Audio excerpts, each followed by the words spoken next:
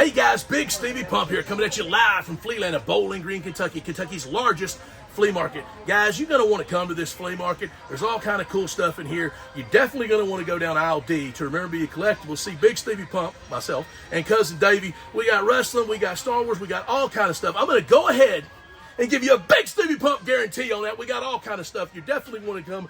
Gonna want to come and see me and see all this cool stuff. So keep sticking with me. Don't forget to like, comment, and subscribe. Let's go!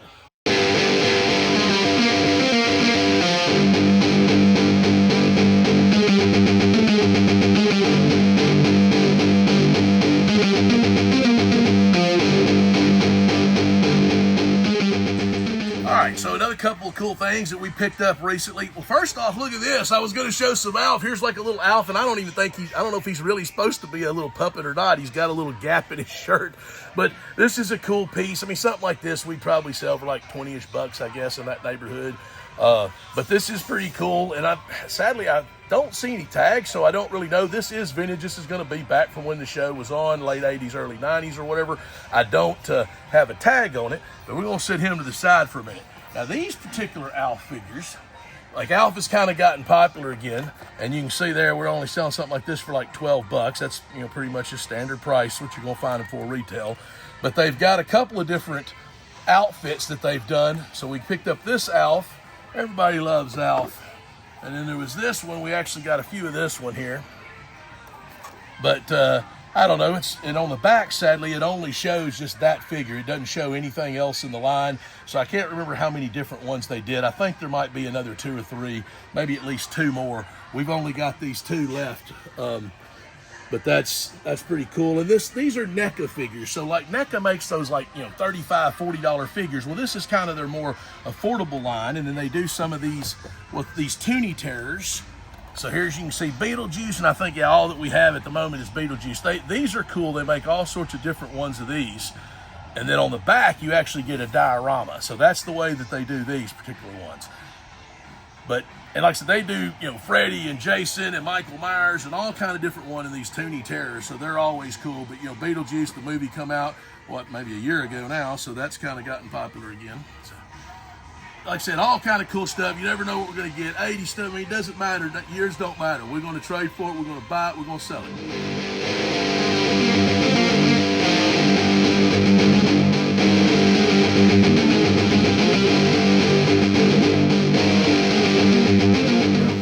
All right, so I got something that I'm pretty excited about. Of course, and we're watching some old school wrestling on the TV right now, as it is Survivor Series 1. I was actually doing a little bit of trying to figure out about Moolah. I was thinking, because Moolah was actually on the face team, on the good guy team, and I was trying to remember this is Survivor Series 1, and this was around, it was at 1987. There was a big controversy between Wendy Richter and Moolah, and so Wendy Richter, I guess they took the title off her. Moolah dressed up in like some spider costume, whatever. So I remember I was trying to do the research on it. I think that Moolah's on the face team because this was when Wendy Richter was ousted from the company, so they needed a face for the Survivor Series team, and they put Moolah on it. I could be wrong about that, but definitely I'm right about all that other stuff. But Moolah and Wendy Richter had a lot of heat. So anyway, now, speaking of that, there's actually a fabulous Moolah card that I can show here in a minute. This is the most exciting thing, most excited I've been about anything in a while. What is in this box right here is extremely rare. Extremely rare. Now, these are from 1982. Some of them are from 82 and some of them are from 83, but we just happened to split it on a Ricky Morton rookie.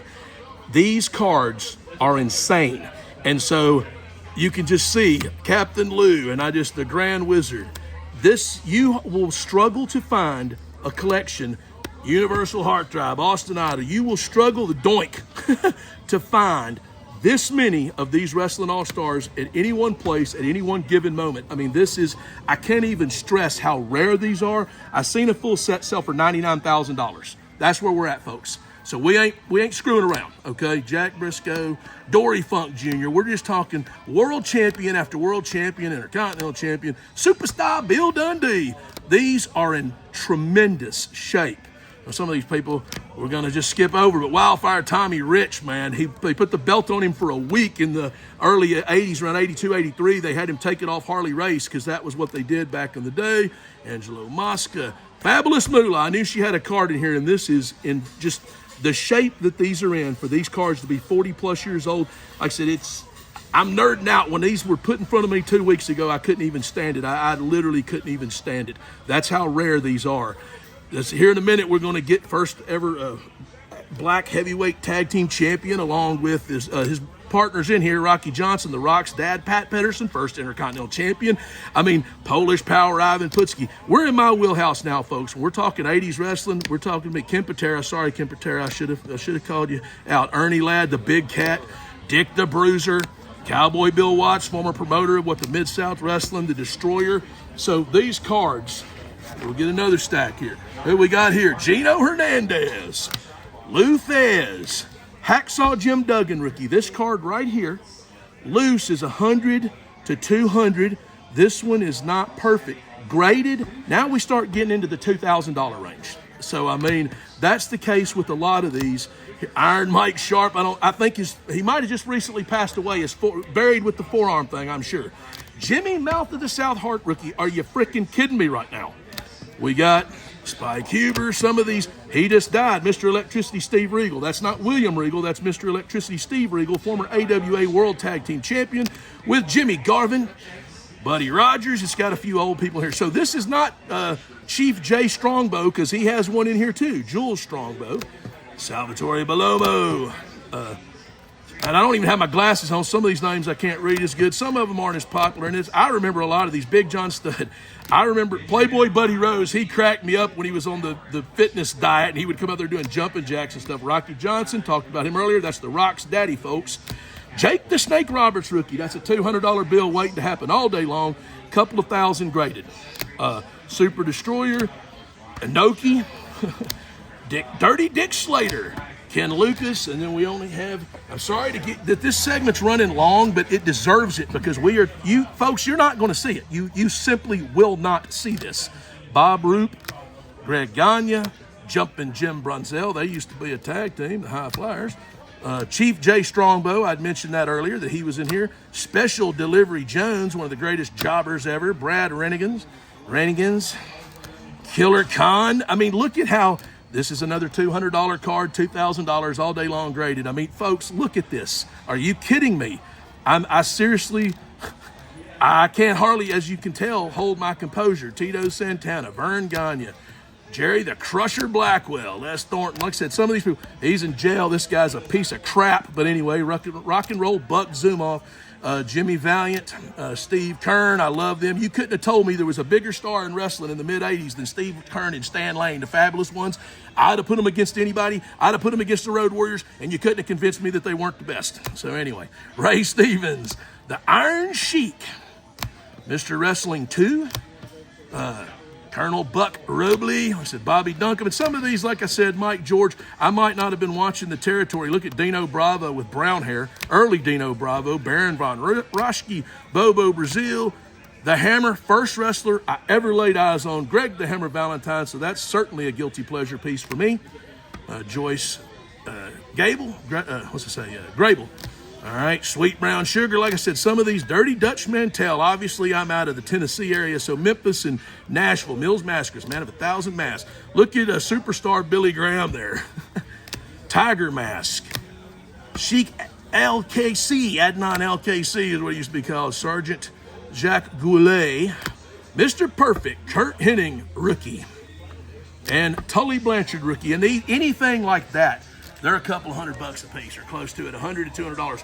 So a good friend of mine, Billy, got to give him a shout out. He knew I wanted these. He brought them to me, and we did a deal 2 weeks ago, and I've been trying to show him I don't really know what my end game is, if I'm going to grade them or what, because I do want to show this. So one thing real quick, if I can find any random card that's a sports card, I want to show this because what makes it tough to grade these cards are actually, if you look, they are that much bigger than a regular card.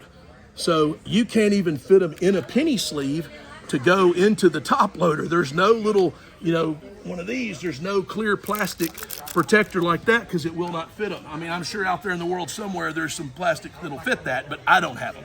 All the ones I have are too small, but that's why that also makes these tough to grade, because it's just a slightly bigger card. Anyway, I love these. I'm super excited about them, and this is the highlight of any show I'll probably ever do. So anyway, you never know what we're going to see, what you're going to see on here, what we're going to get, so keep checking with me.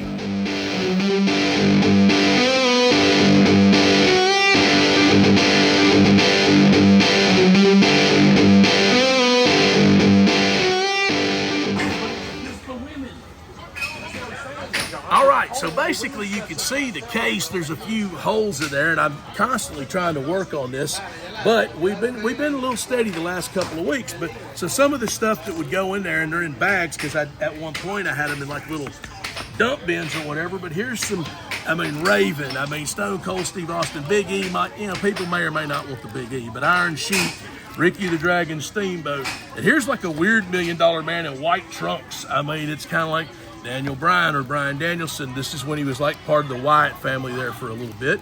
Becky Lynch. Like I said, we kind of got some random stuff that's going to go into the case here. Move these up. Kurt Angle, Shelton Benjamin with gold hair, Mr. Wonderful Paul Orndorff, Undertaker, late years Undertaker. Woo! The Nature Boy, Ric Flair. Here's another Stone Cold. You can never have enough elite Stone Colds. Roman Reigns, Baron Corbin with hair. I don't know, rumors that he might show up in AEW soon. I don't know if that's true or not. Finn Balor. People like Finn Balor. There's some Alberto Del Rios. Sheamus. I love Sheamus. He's one of my favorites. Kofi. Here's another Undertaker. Undertaker always sells. This is like Ministry Undertaker. Another Undertaker. And here's a red trunks, or tights rather, Ricky the Dragon. So this is an elite, and this is a basic. So the difference between them, and you may or may not be able to tell, I think I've pointed this out before, but these have a torso bend. So the elites have just more flexibility, the twist here and everything, as to where the basics literally just have a couple of points of articulation. So a lot of people prefer the elites, and like the Stone Cold here is an elite.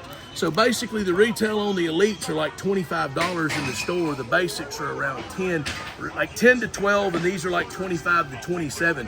When they started in 2010, this has been the most successful action figure line, Mattel wrestling figures, since 2010. Every year it's the #1 selling toy line that there is. But when they started out, they were about $5 for a basic and $12 for an elite, somewhere in that neighborhood. And as time has gone on, now we're up to $12 for a basic and almost $30 for an elite. And then they have ultimates, which are like $40. And I don't have any ultimates laying here. I've got some mixed in, but yeah, so the ultimates have even more articulation. But anyway, that's kind of what's going on. And another Alberto Del Rio. Who was in my hand? Anyway, I said every week people's bringing me stuff. I'm taking it in, I'm trading. You never know what we're going to have. Always looking to add wrestlers, because that's one of my main sellers.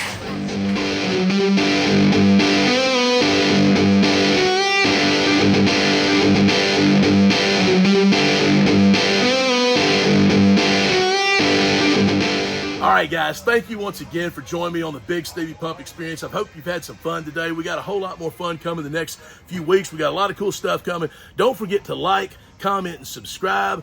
Follow us on Facebook. That's the best way to get in touch with us if you want to message us or whatever. Anyway, once again, don't forget to come down to Big Collectibles at Fleeland of Bowling Green, Kentucky. Check out all the stuff we got. Come see Big Stevie Pump. Come see Cousin Davey. Big Stevie Pump out. Oh, yeah. Just keep grinding.